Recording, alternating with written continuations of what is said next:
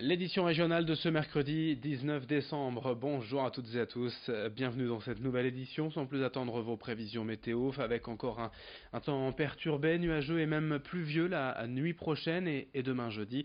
Un flux océanique va également apporter du vent demain et des températures plutôt douces, en tout cas de saison. 9 degrés de prévu en ce mercredi, idem pour demain jeudi.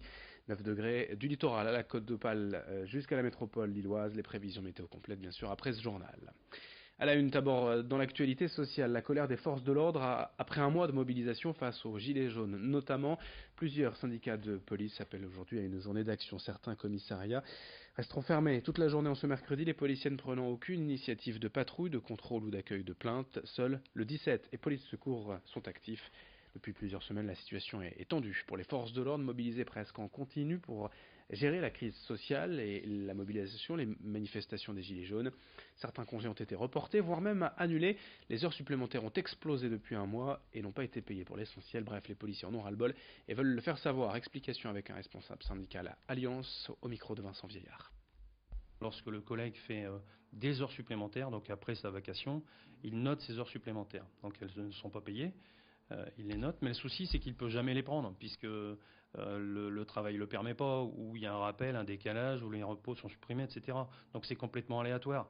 Aujourd'hui, on a des collègues qui travaillent en investigation qui travaillent sous le régime de l'astreinte. L'astreinte n'est pas payée. Bon, c'est surprenant, mais c'est comme ça.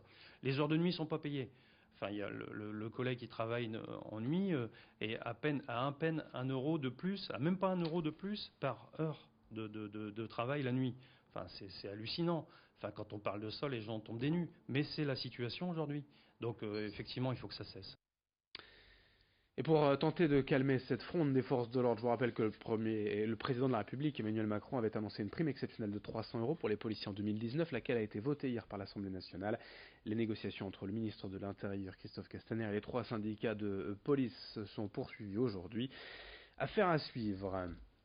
Dans l'actualité également, le Nord est le tout premier département de France à avoir signé hier la convention d'appui et de lutte contre la pauvreté. Un dispositif annoncé par Emmanuel Macron en septembre dernier, présenté hier par la ministre de l'Espace rural et de l'Aménagement du Territoire à Lille, Jacqueline Gouraud. Cette convention doit permettre au département d'obtenir 50% d'aide de l'État dans la mise en place de leurs différents projets contre la pauvreté. Pour les 3 prochaines années dans le Nord, cela correspond à plus de 50 millions d'euros de financement, de l'argent pour accompagner au plus vite les demandes d'allocataires du RSA, pour leur éviter l'enlisement, mais aussi pour ouvrir de nouvelles places d'hébergement d'urgence ou encore financer l'aide sociale à l'enfance. Explication de la ministre Jacqueline Gouraud au micro de Xavier Silly. En signant cette convention, il ne fait que renforcer son action avec des résultats particuliers. On peut citer 2 choses. La première, c'est la baisse du nombre de RSA, ce qui veut dire que des gens ont trouvé des emplois, sont sortis du RSA pour aller vers l'emploi. Et puis la deuxième chose aussi, c'est d'avoir facilité les emplois francs avec la direction de l'emploi, bien sûr, les services de l'État et Pôle emploi, et qui fait que le département du Nord est le premier département en création d'emplois francs, c'est-à-dire autour de 1200. Donc on voit qu'il y a, on le sait, c'est une tradition dans le Nord, une fibre sociale extrêmement développée. On enchaîne avec un tout autre sujet, quoique ce grand projet de 2 jeunes boulonnais, Étienne et Thomas, ont à peine fini leurs études de commerce, mais début février, ils vont partir dans un tour du monde solidaire. Leur ambition, c'est d'aider les enfants des pays les plus défavorisés en mettant en place divers projets en lien avec la culture, la santé, le sport ou l'écologie. Au programme, 13 pays en Afrique, Asie, Amérique du Sud et autant de projets à concrétiser sur place. Leur rêve a pris forme lors d'un précédent voyage au Zimbabwe. Au contact des enfants, leur vision du monde a changé et ils ont voulu faire plus pour aider les populations. C'est ainsi qu'est né le Children World Tour. La première étape, ce sera en Colombie en février. Explication au micro de Corentin Escaillé.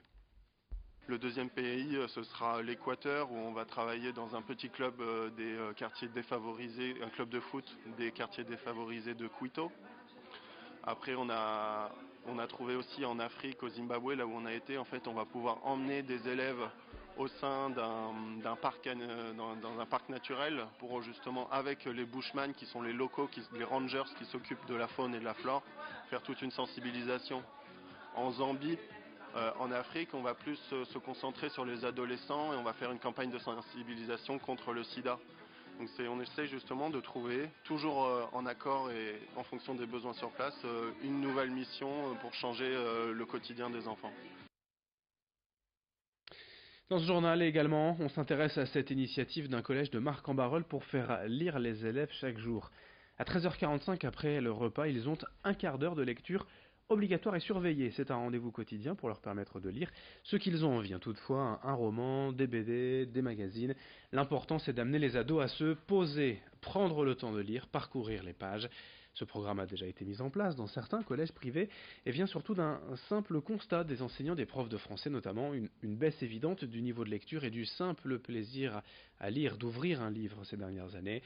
Depuis quelques semaines, les premiers résultats sont déjà là avec un intérêt croissant des élèves pour ce rendez-vous du midi. Explication au micro de Xavier Silly.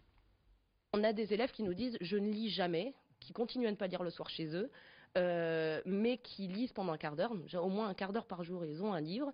On en a d'autres qui nous ont dit « bon bah moi avant je lisais pas du tout, et puis maintenant comme j'ai commencé mon livre pendant le quart d'heure de lecture, le soir je le ressors aussi ». Alors ça c'est la victoire, un élève qui nous dit ça, c'est merveilleux. On a beaucoup d'élèves, ça ils vous le diront mieux que moi, mais on a des élèves qui n'ont plus honte de sortir un livre à la récré, qui sortent spontanément un livre dès qu'ils ont fini un exercice, etc. Chose qu'on ne voyait absolument pas avant. Jamais. Ou alors chez des cas c'est des cas rarissimes, les élèves qui sortent les livres pour lire. Non, on le voit quand même beaucoup plus. Fin de cette édition, merci de l'avoir suivi, merci de votre fidélité. Dans un instant, d'autres informations, d'autres images à suivre. Merci d'être avec nous.